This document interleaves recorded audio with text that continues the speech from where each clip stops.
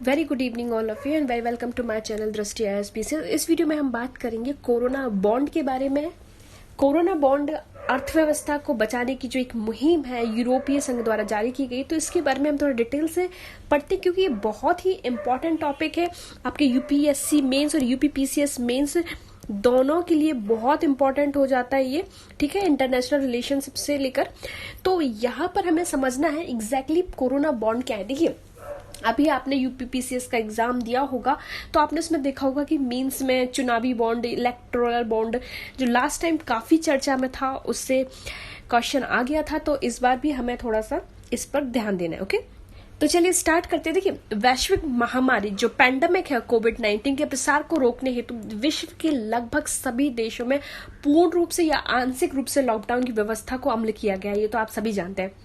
Lockdown के कारण देश के भीतर होने वाला एक देश दूसरे देश को होने वाले आर्थिक संभाव जो पूरी तरह से ठप हो गए हैं, जिसके कारण प्रत्येक देश की अर्थव्यवस्था पर एक बहुत बड़ा संकट आ गया और उसकी अर्थव्यवस्था के दौर से वो देश गुजर रहा है। लोगों के समक्ष खाद्य और रोजगार का संकट है। संकट के इस दौर में प्रत्येक देश अपनी अर्थव्यवस्था को बचाने के लिए वैकल्पिक साधनों को खोज रहा है। नए नए तरीके आप रोज न्यूज़पेपर में देखते होंगे, रोज नए तरीके आते हैं।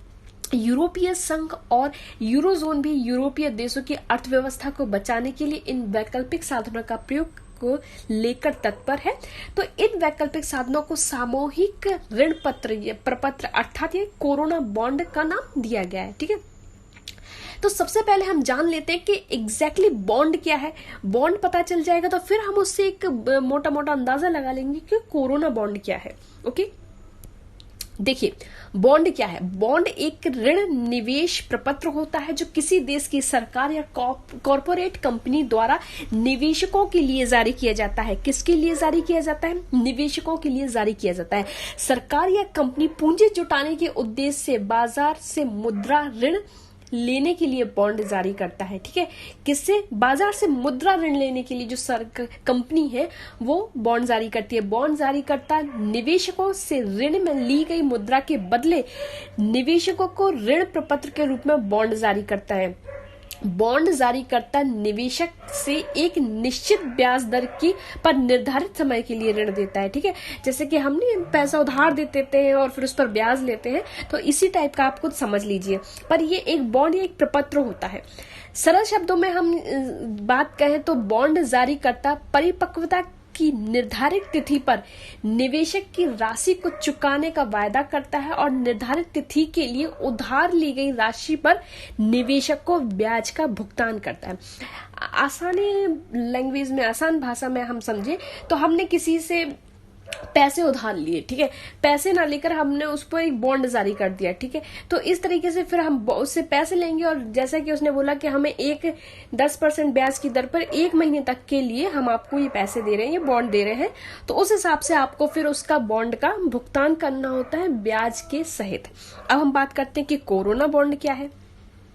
देखिए, जो कोरोना बॉन्ड होता है, कोरोना बॉन्ड यूरोपीय संघ के सदस्यों देशों के बीच एक सामूहिक ऋण प्रपत्र होगा जिसका उद्देश्य यूरोजोन देशों के कोरोना वायरस पीड़ितों की वित्तीय सहायता प्रदान करना होगा, ठीक है।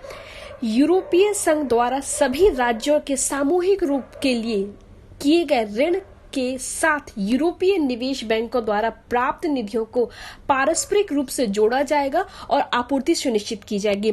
कोरोना वायरस महामारी ने यूरोजोन देशों के बीच संयुक्त रूप से स्वास्थ्य संबंधी जरूरतों को पूरा करने के लिए ऋण जारी करने और पालन करने के लिए निर्धारित गहरी आर्थिक मंदी को दूर करने के बारे में एक तीक्ष्ण बहस को पुनर्जीवित किया है। यूरो मुद्रा का प्रयोग करने वाले 19 देशों में से 9 देशों ने सामूहिक ऋण प्रपत्र के प्रस्ताव को स्वीकार किया है। दूसरी ओर इस तरह के सामूहिक ऋण प्रपत्र के विचार, जिसे कोरोना बॉन्ड कहा जाता है, को जर्मनी, नीदरलैंड, फिनलैंड, ऑस्ट्रेलिया और अस्वीकार किया गया है और इन देशों के समूह को बोलते हैं फ्रूगल 4, ठीक है। तो फ्रूगल 4 में कौन सी कंट्रीज आती है? फ्रूगल 4 में आती हैं फिनलैंड, ऑस्ट्रिया, नीदरलैंड और जर्मनी। ये ऐसी कंट्री हैं जो कोरोना बॉन्ड को इन्होंने अस्वीकार किया है। थोड़ा सा हम यूरोपीय संघ के बारे में जानना चाहते हैं तो थोड़ा सा मैं आपको शॉर्ट में यूरोपीय संघ के बारे में बता देती हूँ, कभी आपको आंसर राइटिंग करना पड़े तो इसमें आपको प्रॉब्लम ना हो।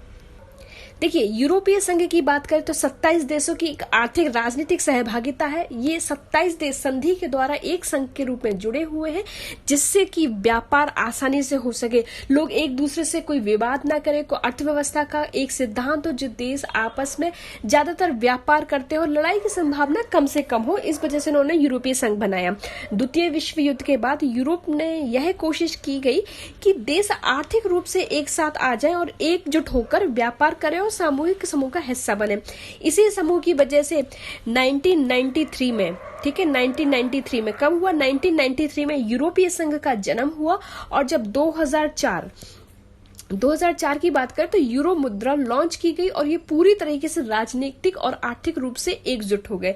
तो 2004 में यूरो मुद्रा लॉन्च की गई और ये पूरी तरीके से राजनीतिक और आर्थिक रूप से एकजुट हो गए।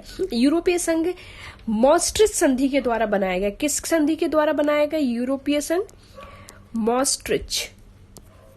यूरोपीय संघ बनाया गया मॉस्ट्रिच संधि के द्वारा। ठीक है, यहां पर मैं अच्छे से लिख देती हूं। यूरोपीय संघ बनाया गया है मॉस्ट्रिच संधि के द्वारा। और ये जो संधि है 1 नवंबर 1993 से लागू हुई थी। अब हम बात करते हैं ये जो यूरोपीय संघ है, ये एकल बाजार सिद्धांत या फिर सिंगल मार्केट प्रिंसिपल, अर्थात किसी भी तरह का सामान और किसी भी व्यक्ति टैक्स या बिना किसी रुकावट के कहीं भी आ जा सकता है। लोग बिना रोक टोक के नौकरी, व्यवसाय, स्थायी तौर पर निवास कर सकते हैं। Free movement of people and goods यूरोपीय संघ की ये खासियत है। क्या खासियत है? Free movement of goods and peoples, ये यूरोपीय संघ की खास बात है। अब हम बात कर लेते हैं, ये फिगर 4 है और ये जो बॉन्ड है इसमें क्या विवाद है, इसके विवाद के बारे में जानना बहुत जरूरी है, क्योंकि यहीं से ये थोड़ा सा हमारे लिए इंपॉर्टेंट हो जाता है। देखिए, यूरोजोन के 9 देशों में एक सामूहिक ऋण प्रपत्र जारी करने का आह्वान किया गया था, जिसमें Spain, Italy, France, Belgium, Luxembourg, Ireland, पुर्तगाल, ग्रीस और स्लोवेनिया है। ये 9 देशों में यूरोपीय परिषद के अध्यक्ष चार्ल्स मिशेल को एक पत्र लिखा, जिसमें उन्होंने यूरोपीय संस्था द्वारा जारी किए गए सामूहिक ऋण प्रपत्र पर कार्य करने की आवश्यकता को बल देने की बात कही। यूरोजोन के 9 देशों ने सामूहिक ऋण प्रपत्र को स्वीकार करने का निवेदन किया। वहीं यूरोजोन के अपेक्षाकृत रूप से संपन्न राष्ट्रों ने सामूहिक ऋण प्रपत्र का विरोध किया। इन राष्ट्रों का मानना है कि कोरोना बॉन्ड के कारण उनकी अर्थव्यवस्था पर अतिरिक्त दबाव उत्पन्न हो जाएगा, जबकि सामूहिक ऋण प्रपत्र का समर्थन करने वाले देशों का मानना है कि जर्मनी, फिनलैंड, ऑस्ट्रेलिया, नीदरलैंड जैसे देशों में यूरोपीय संघ से सर्वाधिक आर्थिक लाभ प्राप्त किया है और ऐसे में उन देशों की नैतिक कर्तव्य है कि वे इस संकट की घड़ी में यूरोजोन को अपेक्षाकृत कमजोर देशों की आर्थिक सहायता प्रदान करें। सामूहिक ऋण प्रपत्र का समर्थन करने वाले देशों को प्रो बॉन्ड कंट्री कहा जाता है और इसका विरोध करने वाले देशों को फ्रूगल 4 कंट्री कहा जाए। ठीक है, तो प्रो बॉन्ड कंट्री वो होंगे जो सामूहिक जो कोरोना बॉन्ड है उसका समर्थन करते हैं, और फ्रूगल 4 कंट्री जैसे कि मैंने आपको बताया जर्मनी, ऑस्ट्रेलिया, नीदरलैंड और फिनलैंड, इनको कहा गया फ्रूगल 4 कंट्रीज। अब हम बात करते हैं यूरोपीय संघ द्वारा घोषित किए गए आर्थिक उपाय कौन कौन से हैं। सबसे पहला तो देखिए, कोरोना वायरस की चुनौती से निपटने के लिए यूरोपीय संघ ने 540 बिलियन यूरो का आर्थिक पैकेज जारी किया। यूरोपीय संघ ने आपातकालीन क्रेडिट लाइन खोलने, यूरोपीय निवेश बैंक की उधार क्षमता बढ़ाने और यूरोपीय आयोग को 100 बिलियन यूरो की बेरोजगारी सीमा योजना को लागू करने का निर्णय लिया। यूरोपीय सेंट्रल बैंक ने अगले 9 महीने में 750 बिलियन यूरो की राशि के साथ परिसंपत्ति खरीद कर कार्यक्रम को विस्तार करने का भी निर्णय लिया। अब हम कोरोना बॉन्ड के थोड़े से लाभ और उसकी हानियां देख लेते हैं। कोरोना बॉन्ड का यह लाभ है कि वे यूरोपीय देशों की आवश्यक वित्तीय सहायता प्रदान करने की सुविधा देंगे। कोरोना वायरस से अत्यधिक प्रभावित देश अपने राष्ट्रीय ऋण का विस्तार किए बिना आर्थिक सहायता प्राप्त कर सकेंगे। यूरोपीय संघ के सदस्य राष्ट्रों द्वारा एकता के प्रदर्शन से यूरोप के सभी राष्ट्रों के बीच इस संकट से निकटने के लिए एक जो विश्वास है वो मजबूत होगा। इसकी हानियां देख लेते हैं। तो हानियों में यह है कि कोरोना बॉन्ड एक नुकसान यह है कि यह सदस्य राष्ट्रों की आवश्यकता के रूप में ऋण वहीनियता की शक्ति में वृद्धि नहीं करेगा। यूरोपीय संघ के सदस्य देशों के बीच एक सामूहिक ऋण प्रपत्र के कार्यान्वयन में बहुत समय लग सकता है। उस देरी से उन देशों के लिए उचित है या नहीं है, जिन्हें तत्काल आर्थिक सहायता की आवश्यकता है, तो ये कहा नहीं जा सकता। और जो फ्रूगल 4 देशों का किया जाने वाला विरोध यूरोपीय संघ के अस्तित्व पर भी प्रश्न चिन्ह खड़ा करता है। ऐसे में आशंका को बल मिलता है कि ब्रिटेन की भांति कहीं अन्य देश में यूरोपीय संघ से अलग होने का निर्णय ना ले लें। ठीक है, अगर इसमें इसके निष्कर्ष की बात करें तो देखिए, कोरोना बॉन्ड को लेकर उत्पन्न मुख्य विवाद के रूप में अधिकतर कर्तव्य के मध्य संघर्ष परिणाम है, जहां एक और इटली जैसे राष्ट्र जो इस महामारी से अधिक संकटग्रस्त तथा सहायता हेतु प्रयासरत है, वहीं दूसरी ओर जर्मनी जैसे राष्ट्र जो इस संकट से कम प्रभावित है परंतु अन्य देशों की आर्थिक सहायता करने का बोझ स्वयं पर नहीं लेना चाहते हैं। पूर्व में इस प्रकार की सामूहिक ऋण प्रक्रिया ब्रेक्जिट जैसे संकट को जन्म दे चुकी है। अतः यह आवश्यक है कि इस प्रकार के संवेदनशील मुद्दों पर अधिक सावधानी बरतनी चाहिए और इस समय राष्ट्रों को यह समझना होगा कि राष्ट्र हित मानवीय हितों से बढ़कर नहीं हो सकता। इस संकट को सामूहिक प्रयत्न से ही दूर किया जा सकता है, अर्थात तो फिर बाकी चीजें तो आपके सामने है। तो इस वीडियो में इतना ही, मिलते हैं नेक्स्ट वीडियो में। Till then thank you and thanks for watching and stay connected. Thank you.